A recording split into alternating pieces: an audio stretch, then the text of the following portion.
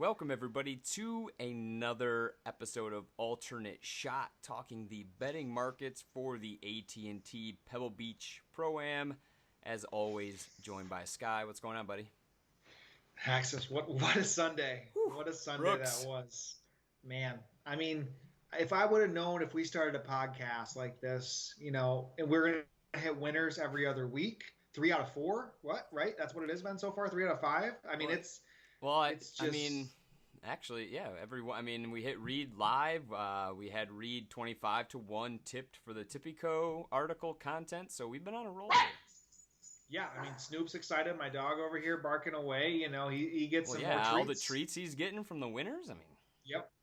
Absolutely. No, I mean, the Spieth feels you get on Saturday to me is what the Brooks feels is you get on Sunday for the golf community. Like that was just electric to hit a winner like him, at those numbers. I mean, you've hit both of us have hit Brooks every major pretty much, every win that he's been behind. I bet him a little bit more often than you. I just got to convince you more, it seems like, and right? then he'll win every single week on tour. So no, that chip. I mean, that was too cool. Oh, I had had to run out, got back just before that hole, because he had birdied the par five, I believe, or yeah. So I got back just after 16. Actually, I missed 16. So, oh, I mean, we went into that day just hoping, like we had bet an each way on him because he was 50-1.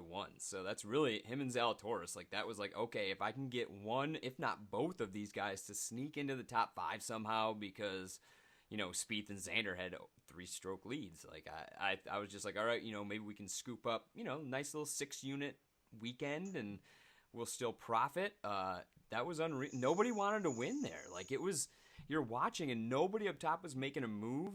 James Hahn whittled his way in there somehow, and you're like, oh, okay, and then maybe he realized, and Hahn's won before though, so I don't know. It was kind of a wild way how Brooks was stagnant for so long too, but he owns that closing stretch at TPC Scottsdale. I mean, I don't remember the exact score off the top of my head, but if you go add up his scores between 13 and 18, it was pretty wild, a bulk of his scoring. So, and of course, those are the holes to do it. The par five, chipping in for an eagle obviously helps, but yeah, I've been whispering Brooks pretty well over the last 3 to 4 years. So hopefully we can continue.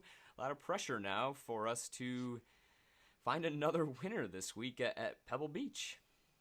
Yeah, we only got obviously one tournament, no European tour this week. LPGA is not back yet, so we only got one shot to get it right. I mean, I thought we had some runners in Saudi before Kevin Na decided to stay in the bunkers for a few Ugh. too many shots.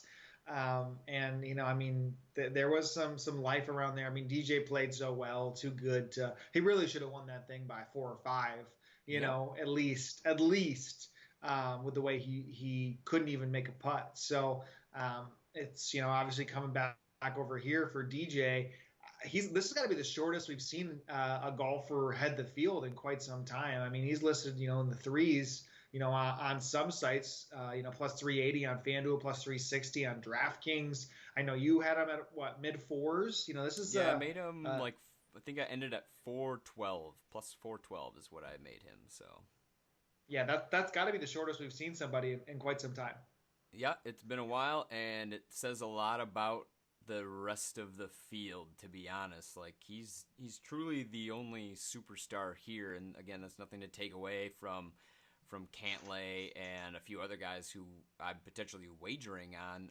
It's just obviously they're in a different class right now, actually their play's been fine. DJ is in another class. Like his form has just been unbelievable. So it's not so much, I guess, the poor play of some of these other guys. It's really DJ has just taken it to the next level.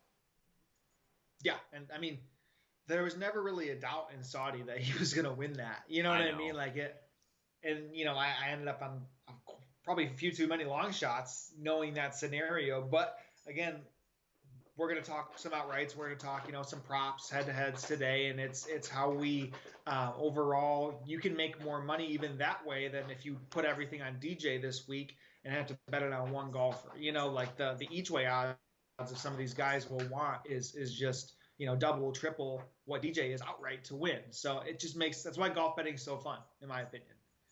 Yep, I'll have a nice little bet here. One of the grinded out type matchup props to end the show here. So to start it off, though, we'll each start with an outright. Who's one of your favorite outright bets this week? I'm going back to the well. We talked about him last week, and through 54 holes, he was stellar. Will Zalatoris it's just a different beast, man. You don't I mean, the way Corn Ferry guys graduate and get up to the PGA Tour, they're going to compete. You're going to see people win in their first year, often, sometimes in fields like this, where they have the shot. Normally, you don't have somebody sitting at 28-1, so early on in the career when DJ's looming.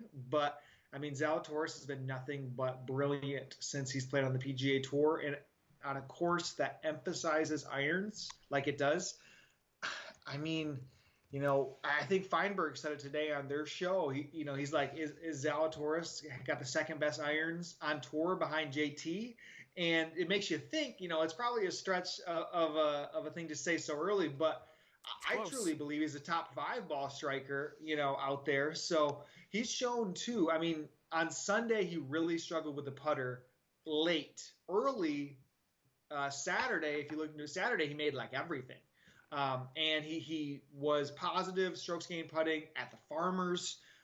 He was actually positive at the Shriners. So that's, in the U.S. Open to compete, he had to make some putts and chip well. So that short game actually is a little bit better than what I imagined it being. And it's why he's been able to pull off 5 top 20s, in his first 9 PGA Tour starts. So to get him 28-1, I think the win is coming.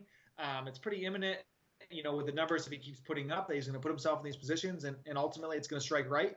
And I just think no better chance for his irons to be on display in a week like this. Yeah, I totally agree. I've been on Will quite a bit. Was on him last week, obviously, with you as well. Who knows? Could pull the trigger. I could get there before the end of the week. I haven't done it yet, but there is plenty of time. And there's really not a ton else I like. So the guy I'm going to talk about is Paul Casey, who I did pull the trigger on at 20-1. I made him slightly more, actually. So this is one of those bets where, I don't know, it's very close without juice. I just think, again, his game is setting up well for here. He's been playing very well. I mean, he's been putting well. Around the short game in general has been very good. He has some of the best irons in this field, and long-term, he's just one of the best iron players of this last, 10 years. So he's played well here before, which doesn't factor in a lot, but again, it is definitely, I'd rather him have played well here than not played well here. He is coming over from the Middle East. We'll see. I don't know.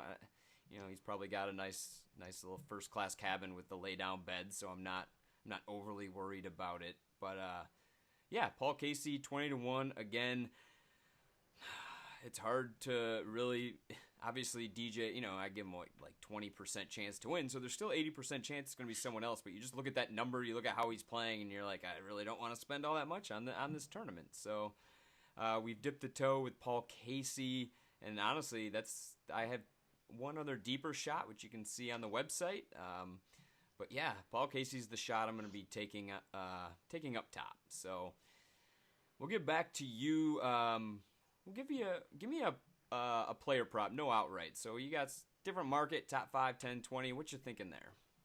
Yeah, I mean, even on Casey, his display in Europe, was very strong. Obviously, got the win 2 weeks ago. Was decent in Saudi. Believe he ended up finishing 12th in Saudi. So he went 8th at the American Express, won, and then 12th, and now he's popping back over. So he actually already won after a jet lag trip like he did. True. And I think it's actually easier to go from Europe back to California than it is, because you don't lose time like that when you go the other way. So no, his ball striking was spectacular over there. So I do like Casey.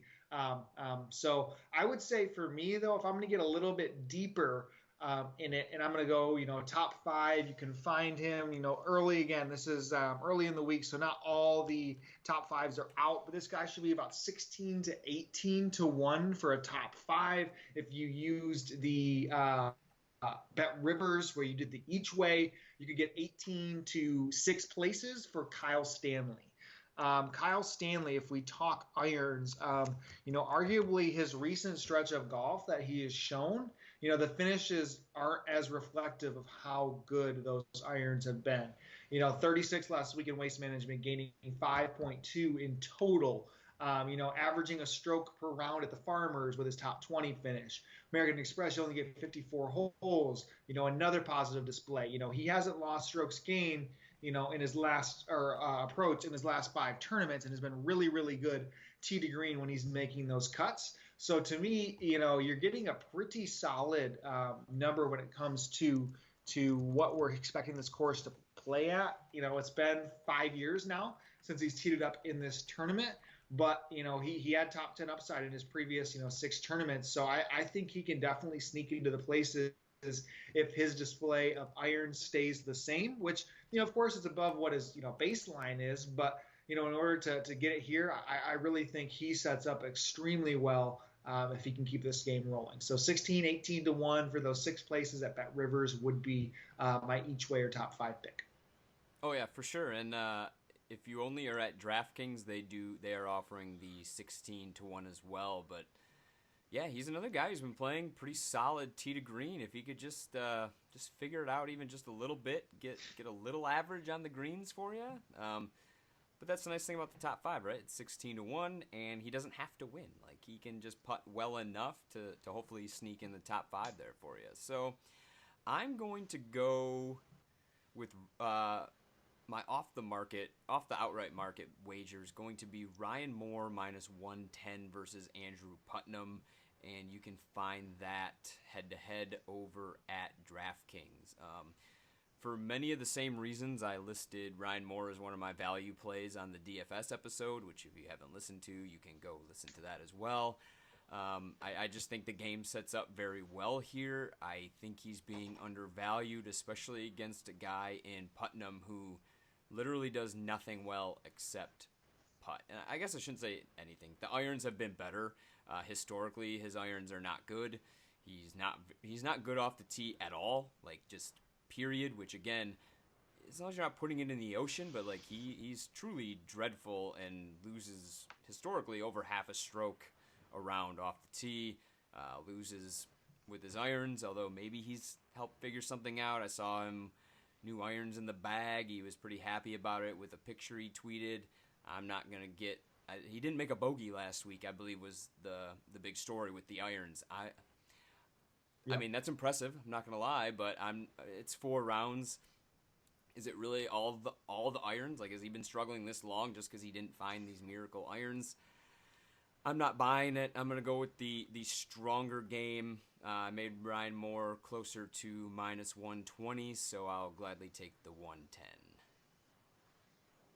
Yeah, you just hope that regression comes in full-blown, bogey fest for him this week at Pebble. I mean, again, impressive display to do 72 holes without a bogey, but bound to bounce back.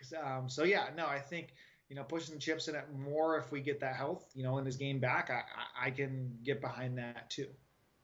Yeah, so yeah, hopefully we can find some value in these, and hopefully we can find another winner for everybody. So thank you for joining us. If you're not already a premium member. I got one thing too. Nope. Yeah, I got one thing too. If you can see it on the screen here, we got NASCAR. NASCAR is back this week, folks. We're excited with the Daytona 500 on Sunday. Our FTN NASCAR content just launched. So we have races all week long, Tuesday, Thursday, Friday, and then Tuesday, Friday, Saturday, Sunday. So, we were there last year in Daytona. We were. Feel like a little FOMO missing out this year, of course. Yeah, just a little bit. But just wanted to at least plug all the different things that we have going on at FTN. And you can use that promo code ALT for alternate shot on any of the different packages. Correct. It's not just only to golf. Plug that in, get your discount. So if you want to fire up NASCAR, if you want to get the stretch of basketball, as the NBA now becomes a little bit more of a focus with football ending, there's just a lot of content that we have going on over at FTN. I mean, if we're going to keep hitting 55 to 1 winners every week, please forever stay with us because you brought us good luck so far. But yeah, definitely check out some of the other things we have going on and use that promo code ALT.